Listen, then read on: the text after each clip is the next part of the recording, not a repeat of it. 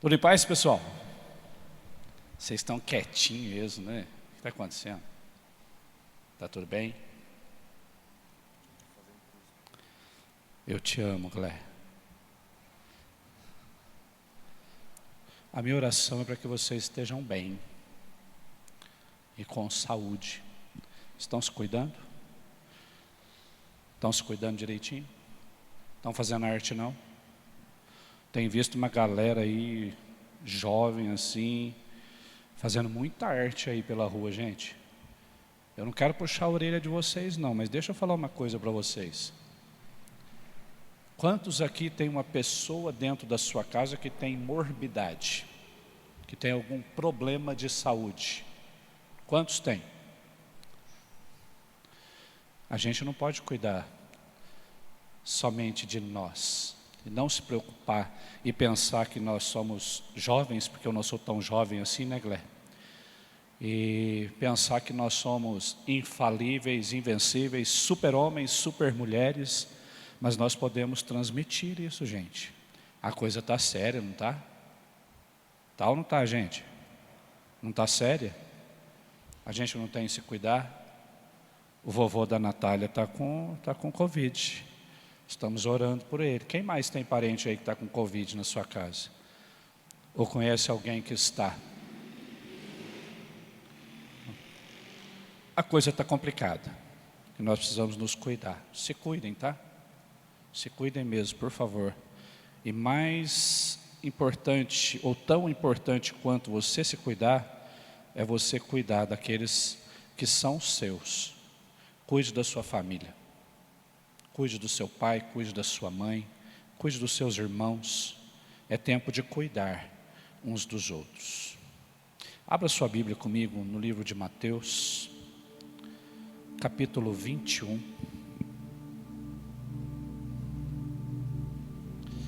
Mateus 21.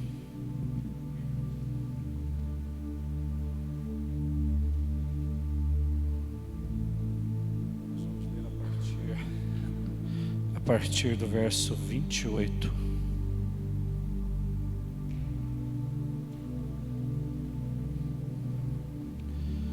Mateus 21, a partir do verso 28. Quem achou diz amém. Quem não achou, acha aí. Posso ler? Pode? Fala comigo, gente. Obrigado. Deus é bom. Oi, Benaia de Montevec. Diz assim a palavra do Senhor, preste atenção. O que vocês acham? Um homem tinha 2 filhos. Chegando-se ao primeiro, disse: Filho, vá hoje trabalhar na vinha. Ele respondeu: Não quero ir. Mas depois, arrependido, foi. Dirigindo-se ao outro filho, o pai disse a mesma coisa. E ele respondeu: Sim, Senhor. Mas não foi. Qual dos 2 fez a vontade do pai? E eles responderam: O primeiro. Então Jesus disse: Em verdade lhes digo que os publicanos e as prostitutas estão entrando no reino de Deus primeiro que vocês. Até aqui. Pai, em nome de Jesus, esta é a tua palavra e nós somos o teu povo e nós estamos aqui, Senhor, diante do Deus que nos fez, do Deus que nos conhece, do Deus que conhece a nossa estrutura, do Deus que sabe e conhece o nosso coração. E mais do que isso, o Senhor conhece a intenção do nosso coração. E nós queremos ouvir a tua voz nessa noite, Pai. Por isso, Deus, que eu diminua, para que o Senhor cresça, que a minha estrela apague, para que somente a tua venha brilhar aqui nessa noite. Tu conheces a vida de cada um dos teus filhos. Tu sabes o que passa no coração dele nesse momento. Tu sabes como cada um de nós chegou aqui. E nós viemos aqui, Pai, porque nós estamos com sede e precisamos, ó Deus, ser dessedentados nessa noite. Fala conosco. É o que nós te pedimos. E oramos em nome do Senhor Jesus. Amém. Amém, meus queridos. A grande pergunta dessa palavra é: quem fez a vontade do Pai? Foi o primeiro ou foi o segundo? Aparentemente parece ser fácil responder. Aparentemente parece que o texto é mais claro do que a gente imagina, mas não é. Porque Jesus nunca brinca quando Ele fala. Jesus, todas as vezes que Ele falava, fosse com qualquer um. E nesse momento aqui Ele estava falando com os fariseus, porque eles estavam indagando Jesus como sempre. Eles queriam fazer uma armadilha para Jesus. Sempre estavam ali tentando colocar Ele numa sinuca de bico, mas eles nunca conseguiam. Porque Jesus, com muita sabedoria, Ele chegava neles e conseguia encantoar eles de uma forma que os levava a pensar, os levava a raciocinar. Então eu não quero hoje que você simplesmente fale assim: eu conheço esse texto, já ouvi essa pregação, eu sei que é o segundo, ou eu sei que é o primeiro. Porque a grande confusão nesse texto aí, teologicamente falando para vocês, é que algumas versões colocam ele de uma forma diferente. Mateus 21, então 28 a 32, Jesus conta essa parábola em que o pai ordena aos seus filhos ajudarem numa vinha. É o que diz o texto. Um deles disse então: irei ajudá-lo. Não foi. E o outro então diz assim, nega em primeira instância, porém depois ele arrependido vai. O primeiro diz, o pai chama, ele diz: eu vou, porém não vai. O segundo diz assim: eu não vou, só que ele se arrepende e vai. Muitas versões, algumas versões, quando a gente vai estudar dentro da palavra, por exemplo, a Bíblia Corrigida e Revisada Fiel, ela vai dizer assim, qual dos dois fez a vontade do Pai? Disseram-lhes ele: o primeiro. Mas como assim foi o primeiro? Mas se você for ver na versão inglesa da King James, ela também vai dizer que foi a primeira, o primeiro. Se você for ver na revisada da imprensa bíblica, ela vai dizer que foi o segundo. Daqui a pouco você vai entender melhor. Se você for ver na Bíblia da Sociedade Britânica, ela vai dizer que foi a segunda. Quando você vai ver na Bíblia italiana de Giovanni Diodati, ela vai dizer que foi o primeiro. Se você for ver não na mesma versão, mas na Riveduta, que é italiana também, vai dizer que foi o último, o segundo. E na francesa vai dizer que foi o primeiro. Existe um pouquinho de confusão teológica aí, mas ao mesmo tempo não é confusão. Eu vou explicar para você por quê.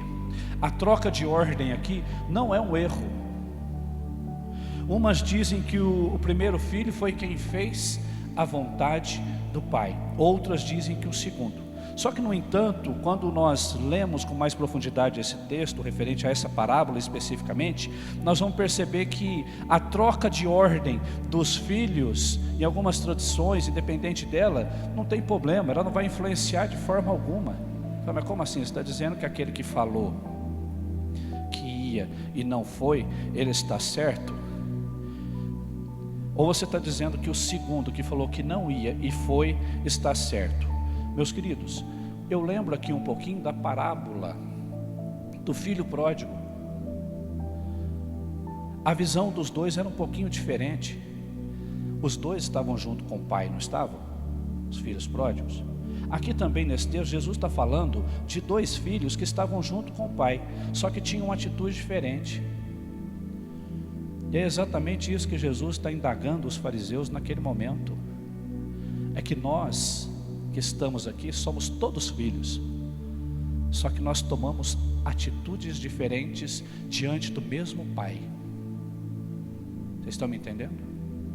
Todos filhos, mas tomando atitudes diferentes diante do mesmo Pai. O mais importante nesse texto, meus queridos, é nós nos preocuparmos em compreender a mensagem que Jesus está passando. Eu trouxe isso para você porque teologicamente há um questionamento em relação a isso, e um posicionamento na verdade. A parábola dos dois filhos, ela nos ensina que as palavras não têm nenhum valor A palavra em si, ela não tem valor se ela não for acompanhada de atos equivalentes. Nós falamos. Quantas vezes nós falamos sim, quantas vezes nós falamos não diante de Deus? Mas isso não é o que importa. O que importa é o que aquilo que você diz tenha validade. Eu vou te explicar melhor. A palavra sim e não, ela exerce um certo poder na nossa consciência. No seguinte sentido: se elas não forem acompanhadas de atitude, elas não têm validade nenhuma. Se o sim que você diz não for um sim que brota do seu coração, não for um sim verdadeiro, ele não tem validade. Ao mesmo tempo que ele te posiciona diante de qualquer situação, assim como você, por exemplo, está lá na sua escola e alguém chega em você e pergunta: você é cristão? Aí é a sua posição. Dependendo da sua posição, você vai dizer: sim, eu sou cristão. Só que você autentica aquilo com as suas atitudes. Você diz: eu sou crente, e você autentica com as suas atitudes. Ou talvez, por uma questão de posicionamento, você diz assim: não, eu não sou um cristão. E a sua atitude talvez revele de fato que você não é. O que Jesus estava tentando esclarecer na mente, no coração daquele povo, das pessoas que estavam ali questionando ele, meus queridos, é que muitas vezes nós estamos enganando as pessoas para ganhar tempo, ou enganando Deus para ganhar tempo. Quantas vezes você disse, diante de uma pressão do seu pai, da sua mãe, você disse sim, mas no seu coração tinha um não? Você já fez isso? Dá para ser sincero? Você já fez isso? Porque se você dissesse um sim, você ia protelar. Ou se você dissesse um sim, você iria acalmar o coração do seu pai, o coração da sua mãe. Só que lá no seu interior, lá no fundo, o seu sim era um não. E você estava enganando o seu pai e a sua mãe. É isso que acontece? É isso que acontece muitas vezes? Exatamente sobre isso que Jesus está falando aqui, exatamente sobre isso que eu quero que você me acompanhe nesse raciocínio, meus queridos, porque Deus falou comigo nesse texto, que muitas vezes o nosso sim, ele vem maquiado. Quantos cultos que a gente vem, que a gente diz sim. Quantas vezes nós estamos diante de um apelo, a gente diz sim, só que depois as atitudes não condizem com o sim que você disse, e na verdade você está dizendo não. E Jesus estava dizendo isso para os fariseus, porque o sim deles era baseado simplesmente na lei, porque eles achavam que estavam fazendo tudo certo. Eu vou dizer uma coisa para você: o fato de você estar sentado nesse banco, dentro de uma igreja, dizendo um sim com um não dentro do seu coração, não vai resolver nada para a sua vida. Aí aqui a gente diz sim, só que quando chega lá fora, diante da primeira aprovação, diante da primeira tentação, você vai perceber que no seu coração, na verdade, é não. E nós somos enganados pelas palavras. O sim nem sempre é sim, e o não nem sempre é não. Você está me entendendo? Parece um pouco complexo, só que eu quero que você traga isso para a sua vida, tá? Eu quero que você traga isso para o seu dia a dia, porque eu não estou aqui apontando o dedo para você, porque essa palavra me faz me posicionar diante daquilo que eu falo. E muitas vezes nós falamos um sim para os nossos pais, falamos um sim para os nossos amigos, falamos um sim para os nossos líderes, para os nossos conselheiros, falamos sim, mas na verdade o que está passando no nosso coração é outra coisa totalmente diferente. Mas eu quero dizer uma coisa para você nessa noite: você pode enganar o Jonathan, mas você não pode enganar Deus. Você pode dizer um sim, o Jonathan, e no seu coração não, mas para Deus não. Porque o homem pode enganar um ao outro, eu posso enganar você, mas de Deus, a palavra diz, de Deus não se zomba. E quando nós dizemos um sim aqui e do lado de fora nós dizemos não, nós estamos zombando de Deus, porque nós estamos enganando Ele com um sim falso.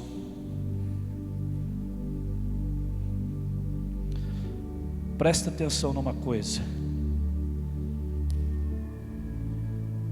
o sim dito irresponsavelmente é perigoso. Sabe por quê? Porque ele nos faz acomodar em nenhuma disposição real de fazer de fato aquilo que nós prometemos. Vou repetir para você: o sim dito irresponsavelmente é perigoso porque nos faz acomodar sem nenhuma disposição real de fazer o que prometemos. Preste atenção de novo: o elegante sim, porque o sim é elegante, e tem gente que fala sim para tudo. Tem gente que fala sim para tudo, porque não sabe se posicionar, não sabe dizer o não. O sim é elegante, só que muitas vezes quando nós pronunciamos esse sim, ele não passa de uma maneira falsa de dizer não. Eu vou dizer uma coisa para você nessa noite, meus queridos. Existe um ditado no mundo que diz assim, que uma mentira contada 1000 vezes, ela acaba virando uma verdade para você. E o sim também, um sim travestido de não, acaba se tornando uma verdade para você. Você se acostuma a falar sim e a viver uma vida, ou ser uma pessoa que na verdade você não é. Porque você cansa de falar o sim, no seu coração tem um não bem riscado lá. E Jesus então traz essas pessoas a pensarem em relação a isso. Eu trago isso também como nós vamos trazer isso para a nossa fé, quando nós dizemos amém nas orações. Você fala amém para tudo, mas depois você nem lembra por que você falou amém. E o amém quer dizer um sim. Sim, Senhor, eu concordo. Sim, eu estou junto, eu estou confirmando. Eu estou junto com Ele, no que Ele está falando. Sim, eu estou dizendo sim. Você diz amém nos testemunhos, você diz amém nas pregações. Só que muitas vezes, meus queridos, o amém que você está dizendo, ele não é legítimo. E sabe o que corresponde um sim falso? Ele corresponde a um veneno que cauteriza o teu coração, e você passa a viver uma vida falsa. Você passa a viver uma vida superficial e ela não te satisfaz. Eu queria que você sondasse o teu coração nesse momento, porque foi isso que Jesus fez com aqueles fariseus, com aqueles homens. Por causa da hipocrisia dele, daquilo que eles estavam vivendo uma vida que não condiziam com aquilo que eles faziam. E a minha pergunta para você nessa noite, quando você diz sim para Deus, o sim que você diz aqui corresponde ao que você vive lá fora? O sim que você diz aqui dentro, como iniciou a nossa querida Débora, falando aqui que você precisa ser fiel nos pequenos detalhes da vida. Não adianta você vir aqui dizer sim, mas do lado de fora você não ser fiel com seu pai, com a sua mãe, no sim que você diz para eles. Eu não estou dizendo, nem te colocando para fora, não estou dizendo que você não precisa estar aqui, mas eu estou dizendo para você que nós temos que ser cristãos de caráter, e aquilo que nós dizemos vale para todo lugar, em todo tempo, em todo momento e diante de toda e qualquer situação. Quando nós dizemos um sim travestido de não, meus queridos, nós estamos enganando a nós mesmos. Nós estamos criando em nós uma construção, uma casa forjada, criada num monte de areia. A qualquer hora ela afunda. A hora que vier um vento, uma tempestade, a hora que a água bater na base daquela casa, ela não vai aguentar, ela vai ruir. E assim como diz a mesma parábola, outra parábola que Jesus diz que aquela casa que foi construída sobre areia, que vieram os ventos, sopraram os ventos, vieram as águas, e foi horrível. A ruína daquela casa, foi grande a ruína daquela casa. Vocês são jovens, vocês estão construindo a vida, vocês estão construindo relacionamentos, vocês estão construindo a fé de vocês. Construa ela sobre um sim que sai do mais profundo do seu coração e que mostra e evidencia quem de fato você é. Não construa sua vida no monte de areia. Não construa uma vida com um sim travestido de não, porque assim você vai ter mais amigos. Vou dizer uma coisa para você: fica sozinho, não tem amigos. Se for para viver uma vida falsa, se for para falar um sim simplesmente porque você precisa ter pessoas do seu lado, meus queridos, é preferível desagradar os homens, desagradar os amigos, mas agradar a Deus. Se você precisa, para ter amigos, dizer um sim, e você ter que transar com seu namorado, meu querido, diga não, minha querida, diga não. Se você precisa ter um sim para poder ter um amigo, e você assim precisa fumar um baseado e mostrar que você é amigo dele, não faça isso. Isso é mentira. Você está enganando a si mesmo. Você está construindo a tua vida num monte de areia, qualquer hora afunda. E não é isso que Deus quer para nós. Não foi para isso que Deus te chamou. Não foi para isso que Deus te trouxe aqui nessa noite. O Senhor deseja construir uma história linda na sua vida. Cuidado com esse sim travestido de não, porque ele cauteriza o seu coração, ele cauteriza a consciência. E você sabe o que ele cria? Ele cria uma falsa impressão de obediência à palavra. Você acaba se convencendo de tal forma dessa mentira que você vive, que você acha que está vivendo a palavra de Deus na plenitude dela, mas não está. Aí eu te chamo mais uma vez a você consultar seu coração e saber se tudo aquilo que você aprende, que você lê, que você fala, que você verbaliza, de fato é o que você vive.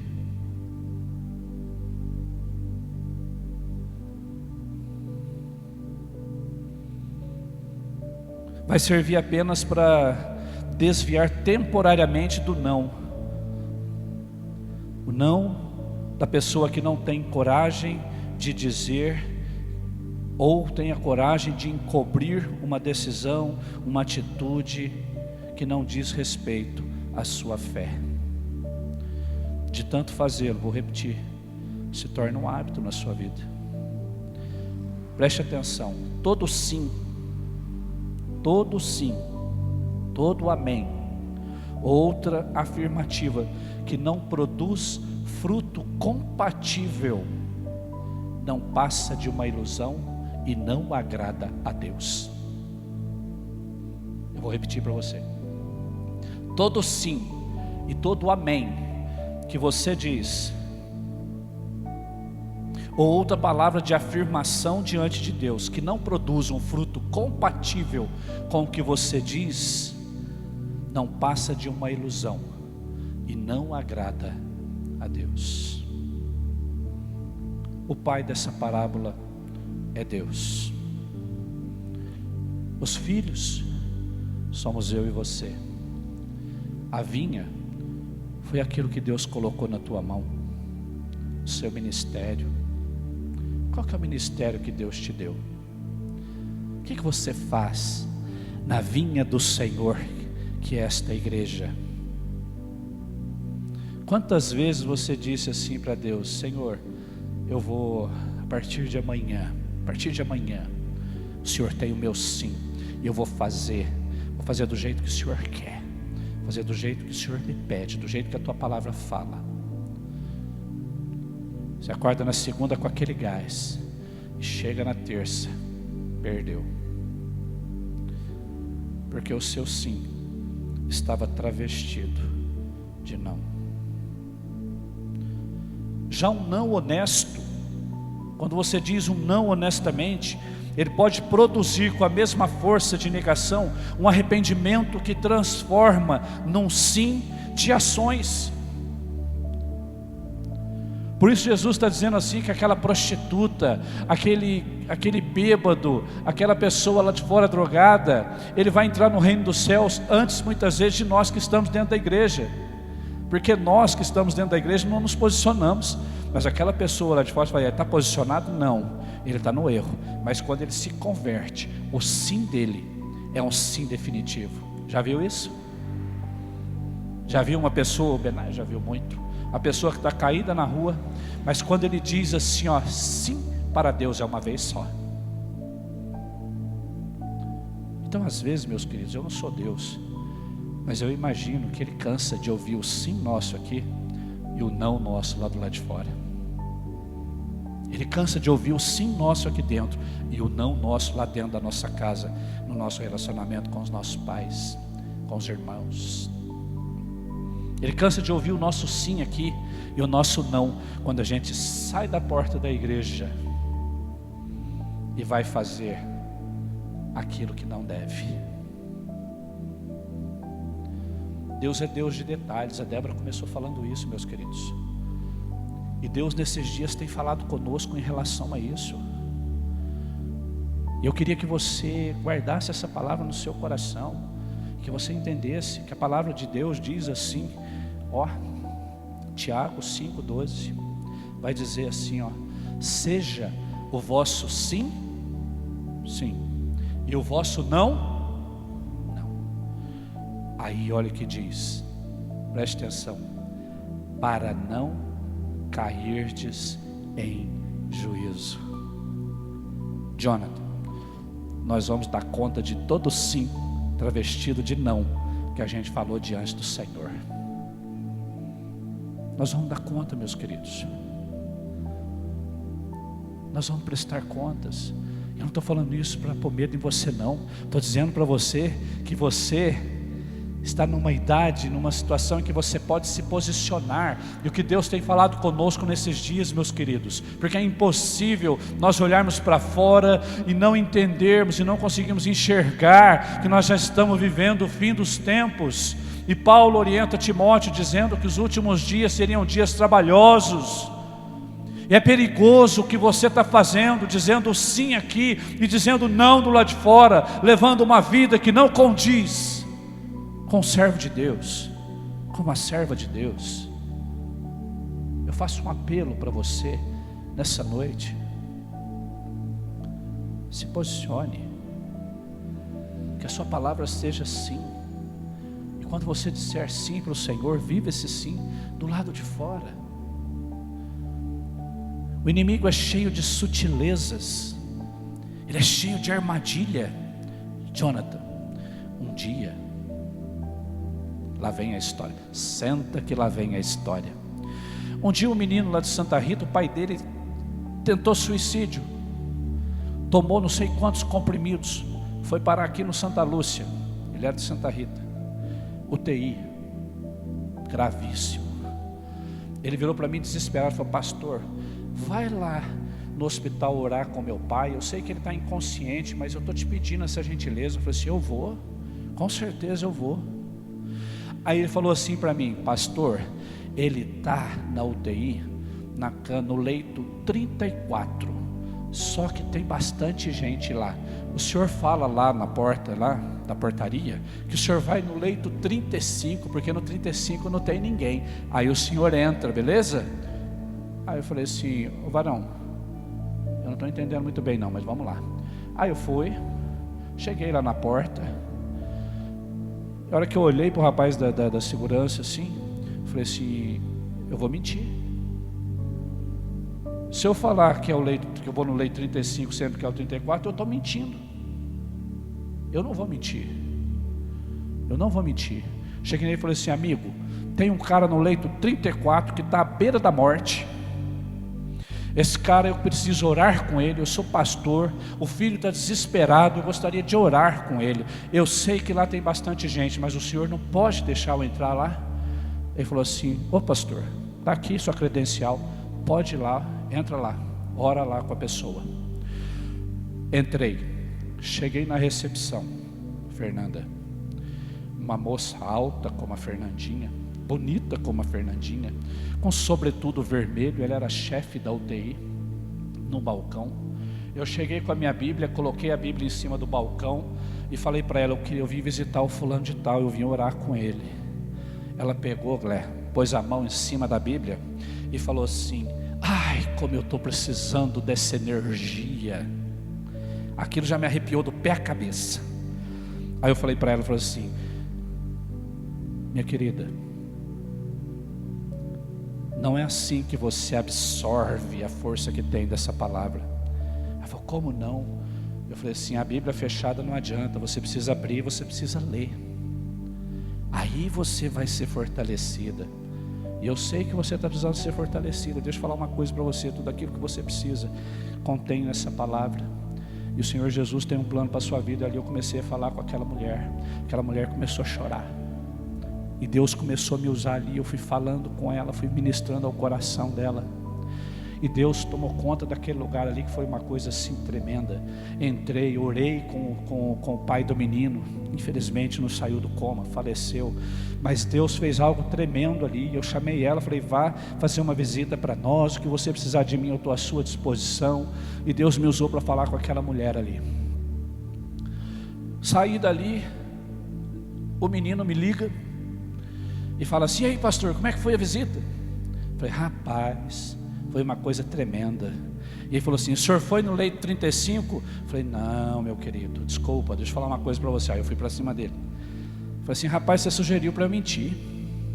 Foi fácil não. Você falar para um pastor mentir, cara. Eu puxei a orelha dele. Aí ele falou assim para mim: pastor, contei tudo o que aconteceu. Ele falou assim: pastor, teve um outro líder religioso que foi aí, não vou dizer qual era, e eu falei para ele a mesma coisa, e ele mentiu, pastor. Mas foi uma tragédia tão grande a visita dele, que no fim ele acabou não conseguindo nem orar pelo meu pai. Eu falei: você sabe por quê? Por causa da mentira. Meus queridos, nós estamos vivendo um tempo em que de fato nós precisamos estar atentos aos detalhes, as pequenas coisas. O que você precisa saber, você já sabe. Você tem sido ministrado aqui, eu tenho certeza que Deus tem falado ao teu coração. E exatamente o que Jesus estava falando ali naquele dia, que não adianta você falar uma coisa, mas viver outra. Não adianta você falar um sim travestido de não.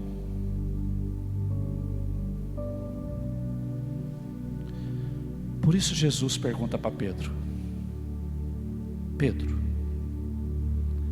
tu me amas? O sim de Pedro saiu da boca. E Jesus pergunta de novo para ele: Pedro, tu me amas? Aí Pedro já começou a consultar um pouquinho mais profundo o coração dele. E ele já olhou para Jesus: Senhor, tu sabes todas as coisas, tu sabes que eu te amo. Mas Jesus pergunta de novo: Pedro, tu me amas? Não era Jesus que precisava ter a certeza, não era ele que precisava ter a certeza do amor dele para com Pedro.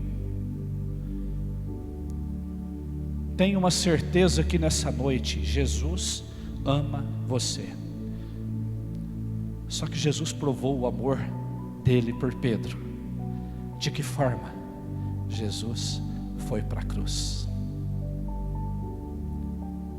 Jesus, quando olhou para mim e para você, ele disse assim para o Pai: sim, eu amo ele. Sim, eu quero morrer por eles. Sim, eu vou me desvestir da minha glória e eu vou morrer por eles. Se se o sim de Jesus fosse travestido de não, hoje eu e você não estaríamos aqui. Mas Jesus, quando disse sim e foi para aquela cruz, Ele provou para mim e para você o amor dele. E a única coisa que Jesus está pedindo para mim e para você nessa noite é que o nosso sim seja um sim definitivo. É quando a gente dizer um sim para Ele, a gente está disposto a pagar o preço, assim como Ele pagou o preço por nós. Talvez você tenha dito muito sim travestido de não, durante o pouco tempo de vida que vocês têm. Eu também já fiz isto. Mas hoje, meus queridos, o Senhor está pedindo um sim definitivo. O Senhor está dizendo para você: chega de dizer sim aqui e não do lado de fora. Feche teus olhos, coloca a tua vida diante do Senhor.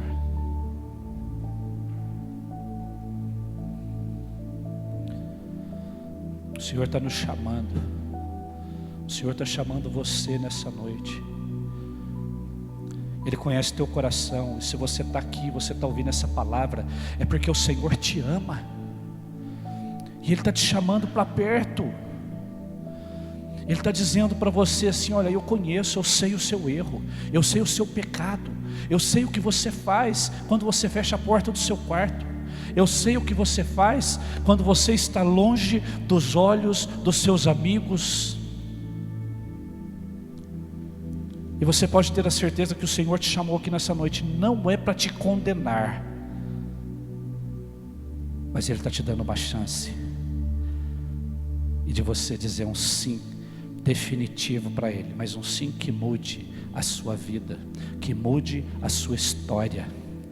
Porque eu sei, e o que o Senhor ministrou ao meu coração nessa palavra, meus queridos, é que muitos que estão aqui não estão contentes com a vida que têm vivido, não aceitam o seu próprio testemunho, mas o Senhor hoje está te chamando porque Ele quer mudar a tua história. E se é isso que você quer, se você quer dizer um sim definitivo para o Senhor, o altar está aqui. Ele não é meu, Ele é do Senhor. E eu te dou um conselho: não sente na mesa, não se assente na mesa para dizer um sim travestido de não. O Senhor quer escrever a tua história de novo. Hoje o Senhor está te chamando porque Ele deseja te dar uma folha em branco, para que Ele possa escrever uma nova história para a sua vida.